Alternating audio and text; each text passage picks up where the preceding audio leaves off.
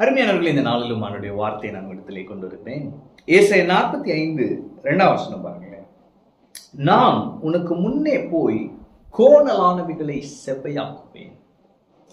அப்ப கர்த்தர் இன்று உங்களை பார்த்து சொல்லுகிறார், என் மகனே, என் மகளே, நான் உனக்கு முன்னே சென்று. அப்ப இந்த தேவன் யார்னா, இவர் ஆதியும் அந்தமும் துவக்கமும் முடிவுமானவர்.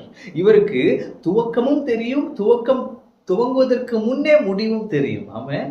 அப்ப உங்க அம்மாவோட வயிற்றில் நீங்க இருக்கிறப்பயே, நீங்க உங்களுடைய துவக்கம் அங்க ஆரம்பிக்கிறப்பயே இவருக்கு உங்களோட லைஃப் எங்க முடியும், இன்னைக்கு நீங்க எங்க இருப்பீங்க, நாளைக்கு எங்க இருக்க போறீங்க, இன்னும் 5 வருஷத்துல எப்படி இருக்கு, இதெல்லாமே அவருக்கு நல்லா தெரியும். பாருங்க, அப்படிப்பட்ட தேவன், முந்தினவரும் பிந்தினவருமான தேவன் அவர் என்ன சொல்றாரு, நான் உனக்கு முன்னே போய். அப்ப அவர் சொல்றாரு, என் மகனே, நீ என் கையை பிடிச்சிருக்கிற, இப்ப உன்னோட காலம் என் கரத்தில் இருக்கிறது, நான் உனக்கு முன்னாடி போறேன், கொஞ்சம் அகடா நான் போறேன். சில நேரம் ஆண்டவர் நம்மளை விட்டுட்டாரோன்னு ஒரு ஃபீல் இருக்கு பாருங்க.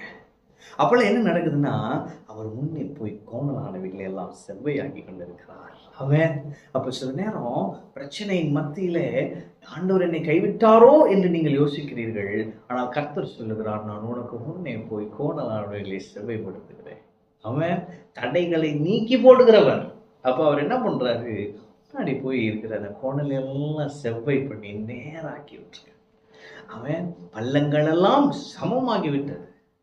எனவே உங்களுக்கு முன்னாக இருக்கிற கோணல்கள், சிக்கல்கள் எல்லாவற்றையும் தேவன் சரிப்படுத்தி விட்டார். எனவே நீங்க எதுக்கு சோர்ந்து போகாதீங்க.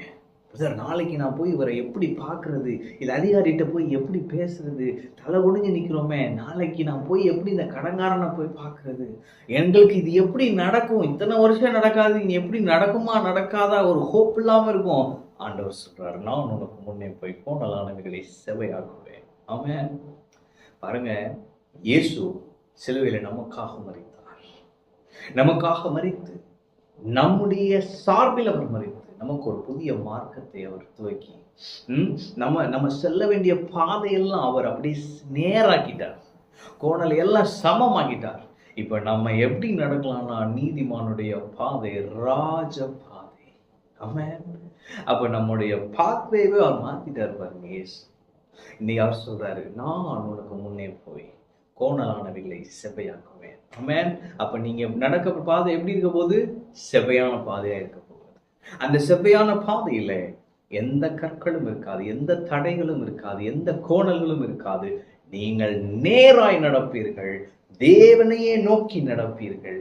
தேவனையே நோக்கி நீங்க நடக்கும் பொழுது தடைகள் எல்லாம் நீங்குவதை அனுபவிப்பீர்கள். கோணல்கள் செவ்வையாய் மாறினது.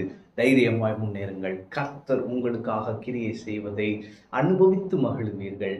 ஜெய கம்பீரமாயிருப்பீர்கள். ஆமென். கர்த்தர் இருக்கிறார். கர்த்தரை ஆசீர்வதிப்பார்.